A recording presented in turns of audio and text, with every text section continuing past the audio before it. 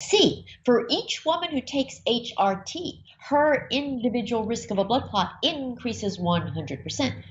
The 100% refers to degree of risk. D, in the study group, which represents the general population, 100% more women had a blood clot with HRT than without HRT. This 100% refers to population statistics. E, a blood clot will occur 100% of the time in individuals who continue to use HRT. In this case, 100% refers to frequency. Which did you pick? Not so easy, is it? Do you see how different those options are?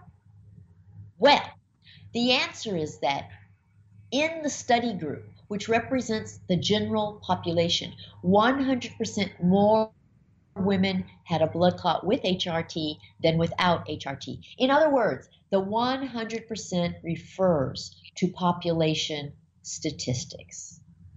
The key is to understand that statistics are always about the entire population. And when you hear the statistics of a study, they're always about the study population. They are never, ever about you personally. So in the WHI study, the 100% increased risk meant that instead of 8 women per 10,000 per year having a blood clot, 16 women per 10,000 a year had a blood clot. In other words, without HRT, of the 10,000 women in the study, 8 had a blood clot. And with HRT, of the 10,000 women in the study, 16 had a blood clot. 8 to 16, that is a 100% increase. But are you as bothered by the 8 to 16 as you were about the 100% increase? 8 to 16 doesn't sound like a big deal, but 100% increase does. Okay, so HRT does increase your risk of a blood clot to some degree, but it's a slight risk. Nevertheless, it helps to know which HRT options increase it the most and which increase it the least. So I'm going to address estrogen and progesterone separately because they both increase your risk of a blood clot, but different forms of each do so to different degrees. With regard to estrogen, it's really simple. Any estrogen product you take by mouth increases your risk of a blood clot more than any form that you take by any other means other than by mouth. It's really that simple, and here's why. Estrogen that you take by mouth has to go through your digestive tract, and your digestive tract includes your liver. And when estrogen gets degraded in your liver, it can increase your risk of blood clots slightly. So all the estrogen skin patches, skin gels, skin sprays, skin lotions, implanted pellets, vaginal rings, and vaginal creams have a lower risk of blood clots than estrogen pills that you take by mouth. And any form of estrogen that confines its action to your vagina and only treats your vaginal symptoms has zero risk of blood clots. For estrogen to have any risk of causing a blood clot, it has to be one of the estrogens that travels through your body. And I presented all the different estrogens previously. And this is all stuff that comes together when you're learning all of this in order.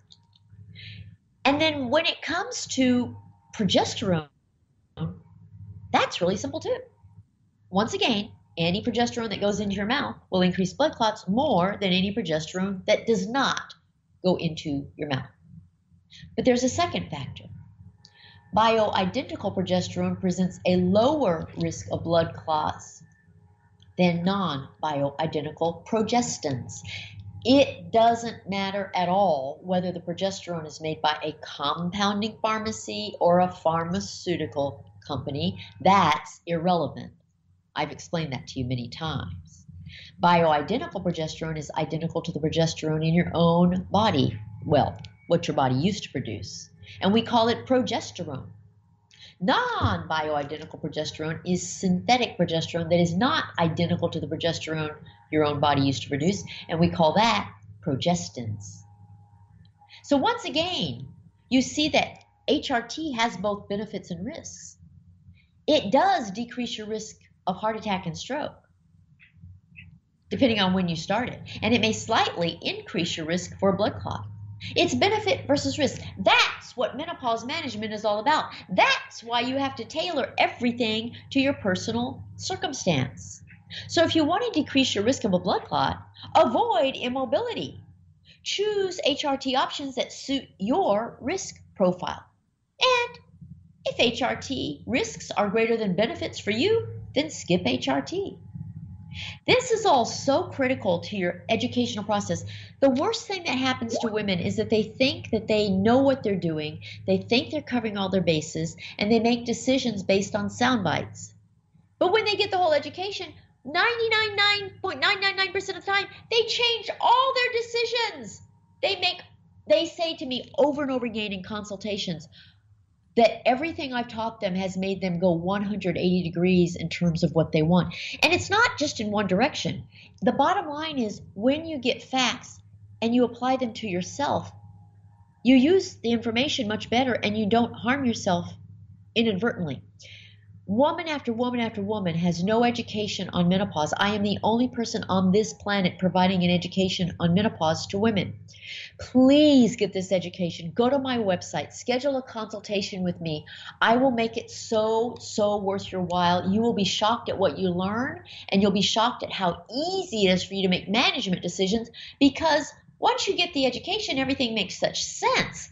And making decisions is so easy. What's not easy is making decisions when you're so confused and you keep getting mixed information from all kinds of sources that are not credible. I have no biases. I have no product to push.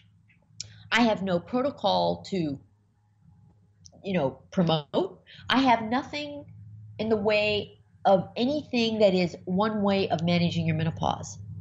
I present all the options in all the categories, and I help you tailor them to you. That is what this whole education is about, whether you get my book, whether you watch the webinars, whether you watch the videos, listen to these podcasts, whatever you do. Everything about my education is about understanding the facts so that you can then manage your menopause your way successfully without finding out after the fact that you did it all wrong because you had your facts screwed up. Believe me, this education will make the rest of your life the best of your life. And you know what?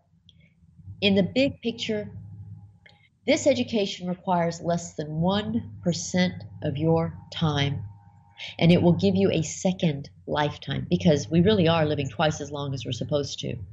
This one education will make it so that the second half of your life is as good as it possibly can be.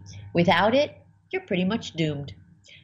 And unfortunately, I hate to say it, most women don't know anything about menopause. Woman after woman after woman in consultation tells me she had no idea that she didn't know anything at all. But that's the state of affairs. That's the norm. And I tell them they're all normal. I say, you're totally normal. Don't beat yourself up. Unfortunately, I am the first person on this planet and the only person on this planet providing an education on menopause. Please take advantage of it.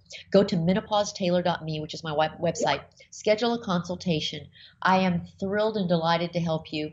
I will make it so that you feel like you have everything you need, a whole toolkit to get what you want for managing your menopause your way, and for navigating whatever system you want to use for managing your menopause.